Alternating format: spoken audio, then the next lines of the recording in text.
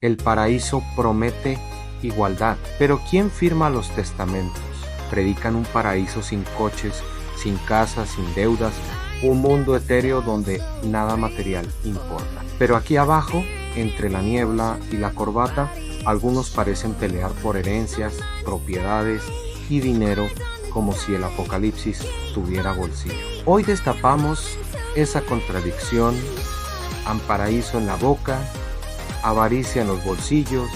En 1959, la Redwood City Company of Jehovah's Witnesses pidió a la ciudad de Menlo Park un permiso para usar un terreno como lugar de reunión. La ciudad denegó o puso condiciones, los testigos recurrieron y la disputa terminó en la Corte de Apelaciones de California, que analizó si el ayuntamiento actuó correctamente en aplicar las ordenanzas de zonificación. La congregación, una entidad corporativa ligada a Testigos de Jehová, tenía un terreno para construir o usar como local de reunión. Solicitaron autorización municipal para ese uso, bajo la ordenanza de zonificación local. La ciudad Menlo Park denegó o impuso requisitos. Los solicitantes impugnaron la actuación administrativa pidiendo un mandamos para obligar al ayuntamiento a expedir el permiso. ¿Actuó la ciudad con arbitrariedad o excedió su discreción al negar a él retrasar el permiso de uso?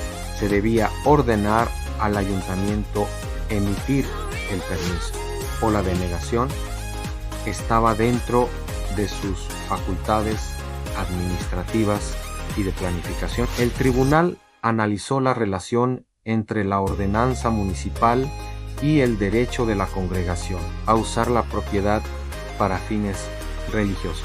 La congregación presentó un recurso de mandamos para que la ciudad expidiera el permiso. La Corte de Apelaciones de California examinó el caso y resolvió sobre si el mandato era procedente. El texto del fallo describe la discusión sobre la interpretación de la ordenanza, la discreción administrativa y el alcance del control judicial en materias de zonificación. Resultado práctico. El caso se cita como ejemplo clásico de disputas de zonificación entre religiones, organizaciones y autoridades locales. Su resolución contiene razonamientos que algunos análisis posteriores consideran de valor limitado como precedente, porque decisiones posteriores de la Corte Suprema de California matizaron la materia. En otras palabras, el fallo es interesante y útil porque muestra a la organización defendiendo propiedad a uso de bienes, pero no es una condena moral ni un veredicto sobre avaricia. Es un fallo técnico sobre zonificación. Demuestra que la organización actúa para proteger bienes inmuebles y que no rehúye litigio cuando hay propiedades y usos en juego. Es evidencia pública de que el interés institucional por la tierra y por locales es real y jurídicamente relevante. No es rumor, hay pleitos en los libros donde la organización pelea por inmuebles. No es un caso sobre herencias robadas ni sobre enriquecimiento personal de líderes, pero sí prueba que cuando hay activos tangibles, salones, terrenos, la organización toma medidas legales para conseguir o defenderlos. Eso encaja en el patrón que quiero mostrar: contradicción entre la prédica espiritual y la defensa de bienes materiales. Un exmiembro relató en Reddit: reescribió su testamento para dejar casi todos sus bienes a la Watchtower, excluyendo a sus propios hijos. Tras su muerte, los herederos intentaron impugnar el testamento alegando influencia indebida, pero no lograron revertirlo. Este caso no es rumor de pasillo, es testimonio escrito, fechado y publicado por un testigo directo en un foro de exmiembros, que detalló nombres de abogados y fechas. Es prueba testimonial, no sentencia judicial. La madre del autor miembro devota de los Testigos de Jehová por décadas. Recibía visitas frecuentes de ancianos de congregación en su etapa terminal de enfermedad. Poco antes de morir, modificó su testamento con ayuda de un abogado recomendado por un conocido de la congregación. El Nuevo Testamento eliminó a los hijos y designó a la Watchtower Bible and Tract Society como beneficiaria de su patrimonio. Cuenta bancaria, casa, objetos de valor.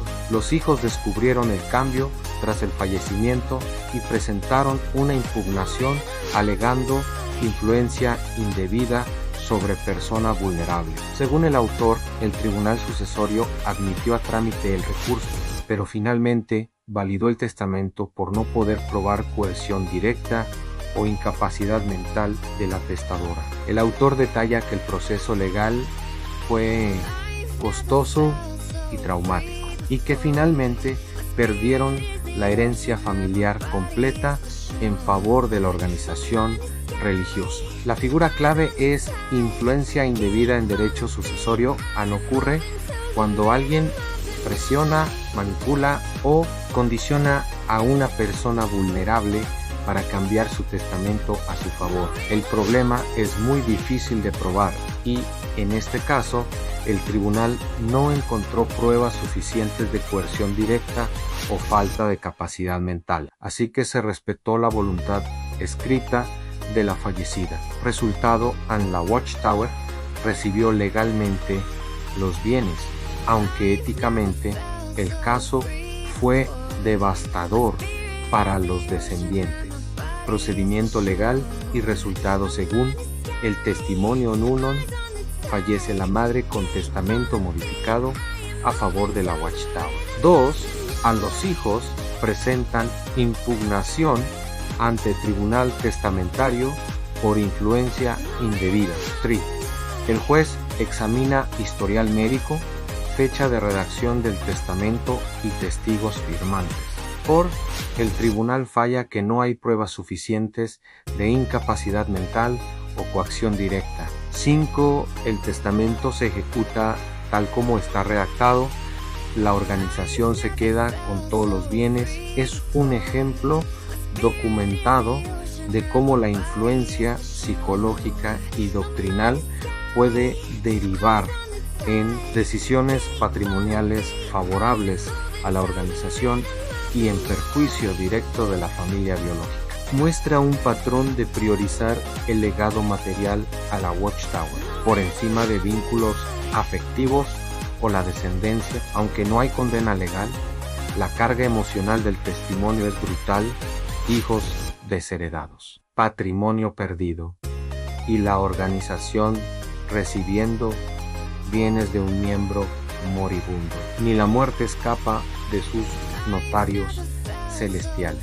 Prometen el paraíso, pero primero se aseguran la hipoteca. Las congregaciones locales se endeudan, construyen sus propios salones del reino con mano de obra gratuita, pero legalmente el edificio pertenece a la sucursal de la Watchtower. Cuando la propiedad se vende, el dinero no regresa a la congregación que lo construyó, sino que va directamente a la organización central. Congregaciones locales, generalmente pequeñas, solicitan préstamos a la sucursal nacional para comprar terreno y materiales. Los propios miembros aportan cuotas mensuales obligatorias para pagar el préstamo. Además, realizan trabajo voluntario sin pago para levantar el salón en construcción, electricidad, pintura, limpieza. Al terminar, el préstamo queda liquidado y la propiedad está construida y en funcionamiento. Hasta aquí parece una cooperativa religiosa, pero viene el giro. Legalmente, el título de propiedad está inscrito a nombre de la sucursal, no de la congregación local. Cuando la sucursal decide vender el salón, lo hace sin consultar a los miembros que lo financiaron. Todo el dinero de la venta va a la sucursal. La congregación local no recibe nada, ni puede reclamarlo legalmente, porque nunca fueron dueños sobre el papel. La propiedad legal de los salones del reino pertenece a la sucursal de la Watchtower, no a las congregaciones locales. Por tanto, cuando una congregación paga por su salón, en realidad no adquiere ningún derecho patrimonial, solo financia un activo ajeno. Esta estructura permite que la organización central acumule bienes raíces libres de deudas, construidos con dinero y trabajo de voluntarios. Jurídicamente no es estafa porque los miembros aceptan el acuerdo. Éticamente se percibe como explotación sistemática disfrazada de fe. Procedimiento según testimonios, cronología típica, 1 an sucursal aprueba. Préstamo, congregación, empieza cuotas mensuales. Tú, voluntarios locales construyen el salón sin salario. 3. Congregación paga por años hasta saldar el préstamo. 4. La sucursal pone a su nombre el inmueble y actualiza escrituras. 5. Cuando conviene, reestructuración, ventas masivas, la sucursal vende el salón a terceros. 6. En congregación, es reubicada en otro salón compartido sin recibir ninguna compensación. Todo lo anterior muestra cómo la organización acumula patrimonio inmobiliario sin invertir trabajo ni capital propio directo. Expone la contradicción entre predicar desprendimiento material y operar como una corporación inmobiliaria transnacional. Es repetido en muchos países con testimonios desde Estados Unidos, Canadá, Reino Unido, México, Chile, etc. Predican pobreza, pero coleccionan templos como cromos, y cuando terminas de construir el paraíso, ellos venden la puerta. Disciplina en aislamiento, obediencia. A 3 palabras que parecen virtudes, pero aquí son el veneno, un cóctel tan efectivo que convierte la duda en delito y la sumisión en salvación. En este patrón cultural, el simple hecho de cuestionar significa que te borran de la foto. Y si obedeces, no solo proteges tu fe, proteges a la estructura que te consume. La disciplina es la primera mordida, no es consejo, es garrote, advertencias, amonestaciones, tribunales secretos de 3 ancianos que deciden si tu alma merece seguir respirando en comunidad. Una frase maldicha, un gesto de duda y el martillo cae en expulsión. Y cuando la expulsión no es física, es psicológica aíslan en tu propio asiento, convierten tu nombre en una nota al pie tachada. Esa dinámica mata la crítica antes de que nazca. La disciplina funciona como un antivirus paranoico, detecta el pensamiento y lo elimina. El segundo mecanismo es el aislamiento social. Aquí no hablamos de un club privado, hablamos de una jaula dorada. Cuando todo tu mundo, amigos, pareja, negocios, familia, está dentro, salir es morir socialmente. Y ahí está la trampa.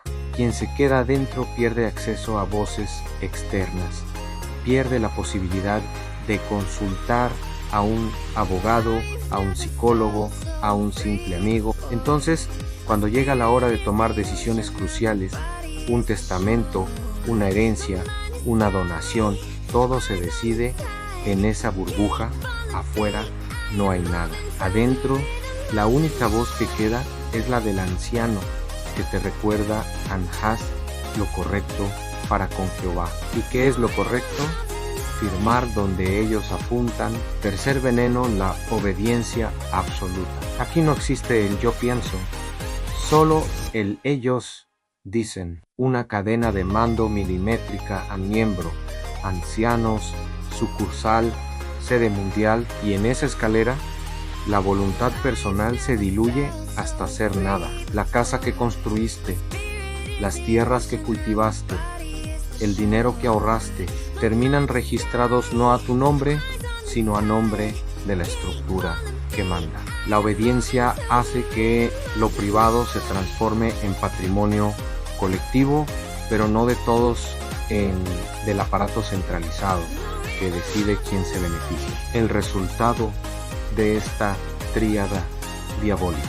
Historias repetidas en foros de exmiembros a expulsiones que destruyen familias, presiones veladas para cambiar testamento, ancianos visitando enfermos para recordarles lo que se espera de ellos en sus últimos días, documentos oficiales que terminan escritos no con tu voluntad, sino con su tinta invisible, exclusión para el que cuestiona, recompensa social para el que obedece, y siempre, siempre, un botín que sube por la cadena hasta la cima. No son teorías, son relatos, son documentos, son testamentos que cambiaron a última hora. La cultura que debería proteger al individuo lo convierte en una cuenta bancaria con patas. La comunidad que predica amor practica control. La disciplina, el aislamiento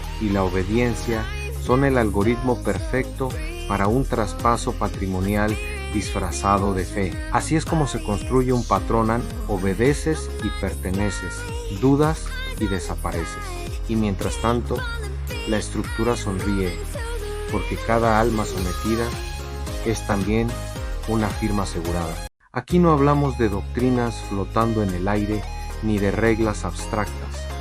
Hablamos de carne y hueso, de familias partidas por un sello en un documento, de herederos desposeídos que ven como la casa que debió ser suya se convierte en propiedad de la organización, de ancianos que en su último suspiro firman un papel que borra el apellido de sus propios hijos para inscribir el de una entidad que no llora en funerales ni visita hospitales.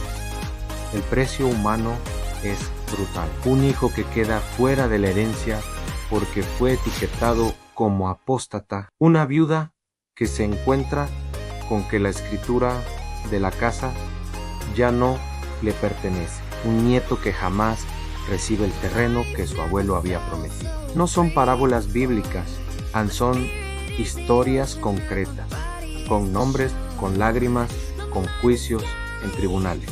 Historias que exmiembros repiten en foros públicos como un eco que nadie dentro quiere escuchar. Testimonios breves.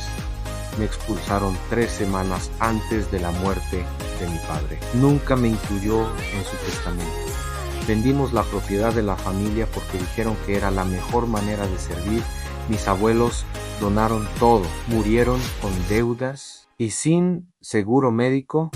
No es el paraíso prometido a la vuelta de la esquina. Son consecuencias reales, aquí y ahora, mientras se predica que los bienes materiales son secundarios. Se construye una maquinaria que vive y respira gracias a esos mismos bienes. La contradicción es tan obscena que debería hacer reír, pero lo que provoca es rabia, porque los bienes donados no alimentan el cielo, alimentan estructuras terrenales, no financian milagros, financian litigios, no protegen a los más débiles, consolidan a los más fuertes. Y lo que queda atrás no es fe purificada, sino familias destruidas, lazos rotos, hijos resentidos y memorias envenenadas. Cada testamento cambiado a última hora es una herida en la sangre de una familia. Cada donación forzada es un divorcio entre generaciones. El costo humano es el rastro invisible que queda después del aplauso en los salones del reino, en un legado de fracturas, de despojo, de silencio. Y ese es el verdadero milagro. Como una organización que predica amor, consigue que el amor se convierta en herida y que los bienes destinados a la familia terminen alimentando al monstruo que la devoran. Lo llaman fe, pero en los papeles se llama poder. Predicar que no necesitas nada y pelear por todo. Eso es hipocresía con pañuelo blanco. Si acabas de ver cómo se despedazan por monedas mientras predican el paraíso. Suscríbete ahora antes de que vendan hasta tu silencio. Comenta abajo tu grito, que el eco quiebre sus muros dorados. Revienta el like, que cada pulgar sea un martillazo a sus tronos vacíos. Y, sobre todo, comparte este video, que el mundo vea cómo el reino se pudre desde dentro. La verdad es un chiste. Nosotros solo pagamos la entrada para reírnos. Viewfenox fuera.